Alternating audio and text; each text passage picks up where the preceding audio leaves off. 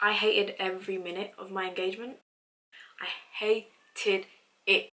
If I could go back, I wouldn't. I hated it that much.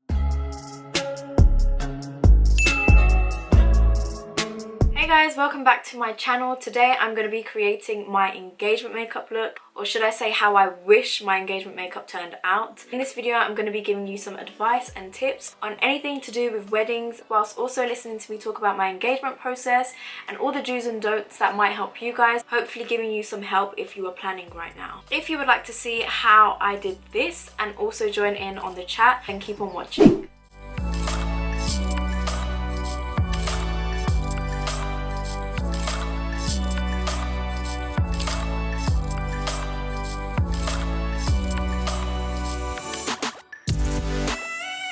So seeing as we're doing my makeup, let's start talking about picking your makeup artist and just all things makeup and hair. As you guys already know, I didn't like how my makeup looked. This whole look that I'm making is basically how I would have liked my makeup to look on my engagement day. I think the problem with Asian makeup artists and sometimes makeup artists in general, they really don't know how to deal with like darker skin, and that is basically the problem that I had. The makeup artist that I had made me like 2 shades too light.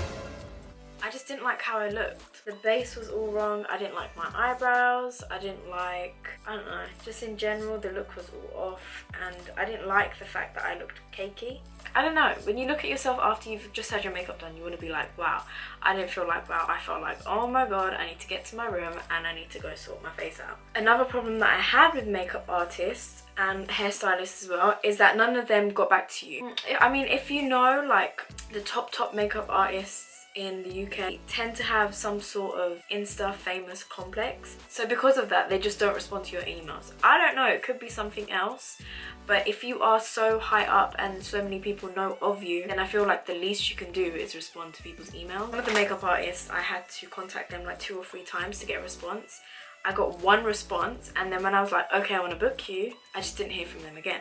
So then I ended up going with the woman that made me look pasty. Don't get me wrong, the makeup artist that I had was very, very nice. She was such a nice girl.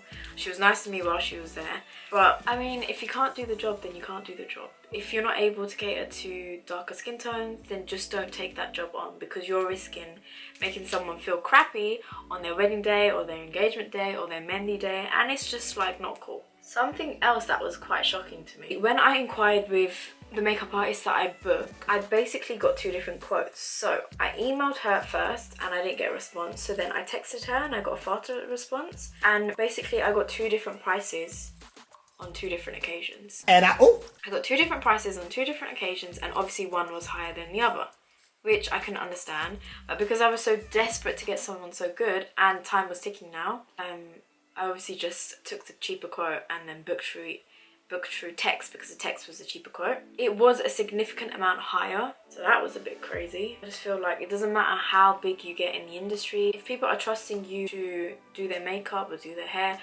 or do anything for them during their wedding time, you shouldn't, I don't know if it's called scamming, but it feels a bit, you know, off key to be sending 2 different quotes and different prices. Everybody should be getting the same prices. If you don't like something that someone is doing for you there and then tell them to fix it. At the end of the day, you paid them for a service, and if you're not happy with the result, then make them fix it. I was like so stressed out and feeling crap anyway. I was just like, screw it, she's done my makeup, I can't be bothered to complain. I was so worn out that I just couldn't be bothered.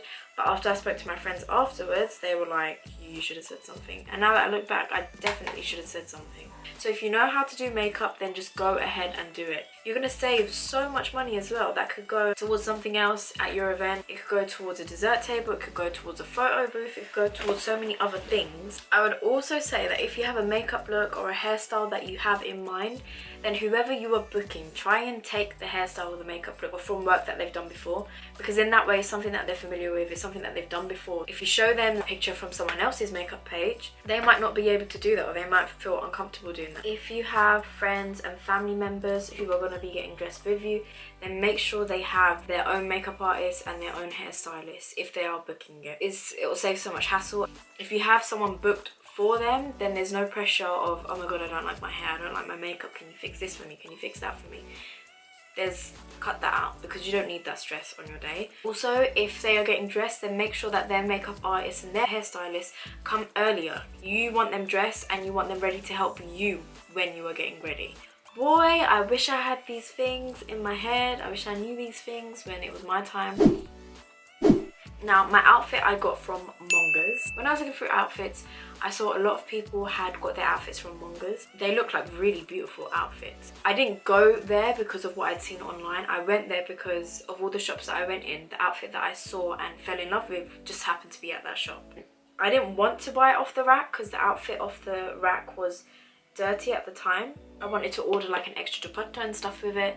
So I ended up placing an order, which was literally the biggest mistake of my life. The problem with placing an order is you place an order, you risk it not coming in time, you risk it being different to what you saw on the rack. There's so many things that you risk. People lie to you, people will sell you dreams and tell you a certain time frame and it will be longer. I've heard stories of people who place orders, their wedding outfits with companies, and then on the day of their wedding their outfit still isn't here, and then the shop or whoever they bought their outfit from basically tells them to pick anything off of the rack to wear on their wedding day. If you decide to place an order, then cool. Make sure you have an ample amount of time so that when your dress does come, if there's anything wrong with it, if there's anything that you're not happy with, you have enough time to make them changes.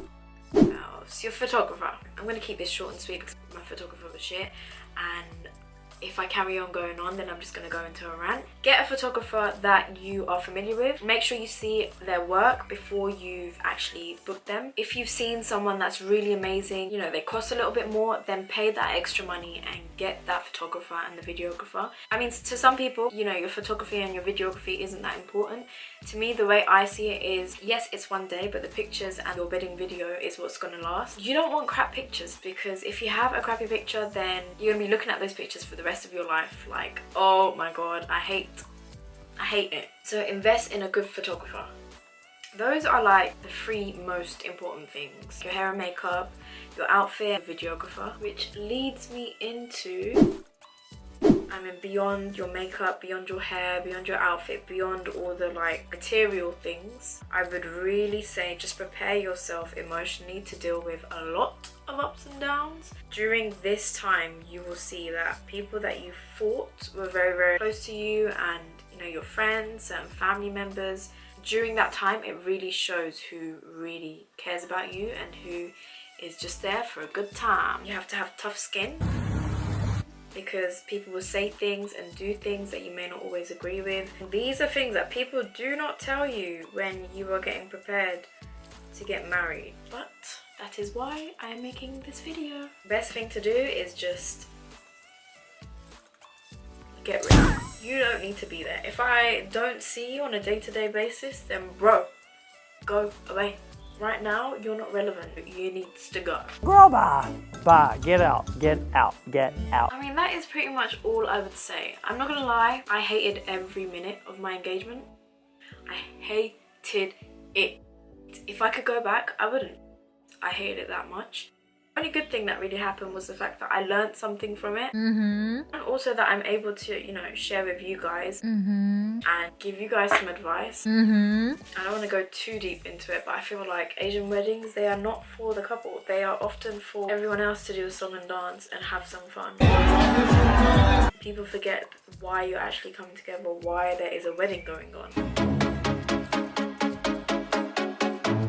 If you can, then have a small wedding and just make sure that it's with a bunch of people that actually care about you, care about the event, care about what's actually happening. A lot of the things as well, I basically tried to do myself. So for my Nikkah, I had like the backdrop. For my Mendi, I had a backdrop, and I did all of that type of stuff by myself. If you're gonna do things by yourself, then make sure you are organized and you let people know how to do it and how you want things done, because it's not always that you're going to be able to be there making sure that everything's done the way that you want things done. If you're able to book someone, then book someone, because it takes the stress off of you. It takes the stress off of your family. I mean, it is a sense of comfortability. You have the person come in, they do it, they leave. I did a lot of these things myself because I thought I can do these things by myself, so why pay someone? And also because it saved me a lot of money. But now that I look back, I probably would have just paid that extra bit of money and gotten the person to come do their thing and leave. It would have been less stress for me and less stress for my family. But you live and you learn. I now know to do that for my next event. Invest in skincare as well before your event. There's nothing worse than bad skin. Drink loads of water because your makeup is not gonna look good if your skin underneath is absolute crap. So a lot of things that people didn't tell me is to get your face dermaplan. I wish I went and got a dermaplan facial, because the way that these makeup artists cake on the makeup on your face, you need to make sure there's no peach fuzz, because it sits, boy does it sit on your face. Okay, we've baked. I'm just gonna bronze up my face a little bit, something that I'm not afraid to do because I'm not afraid of a little bit of melanin. I advise you guys as well, before your events happen, keep everything off of social media. For our green eye, I do not want happiness for you, especially those people that are miserable in themselves. Boy, they do not want to see you happy.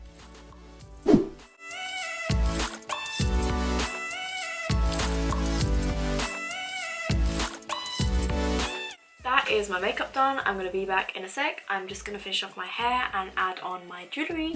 Okay, so this is the final look. This is how I would have envisioned for my engagement makeup to come out. A classic brown smoky eye with a smoked out liner and a nude lip. I had my hair up on my engagement, as you can see from the pictures. If you guys want to check out some of my pictures from my engagement, then feel free to go to my Instagram. It is Maisha X Chow. I will leave that down below in the description box. I hope you guys enjoyed watching this video. I hope you found the advice and tips useful and enjoyed watching me create this makeup look. This makeup look you can definitely use any other occasion, date nights, weddings. It's just a classic smoky glam. Thank you guys so much for watching. Make sure you subscribe to my channel. If you do have any other questions that I haven't answered, then comment down below and I will be happy to answer them for you. I really hope you guys enjoyed watching this video, and I will see you guys in my next one.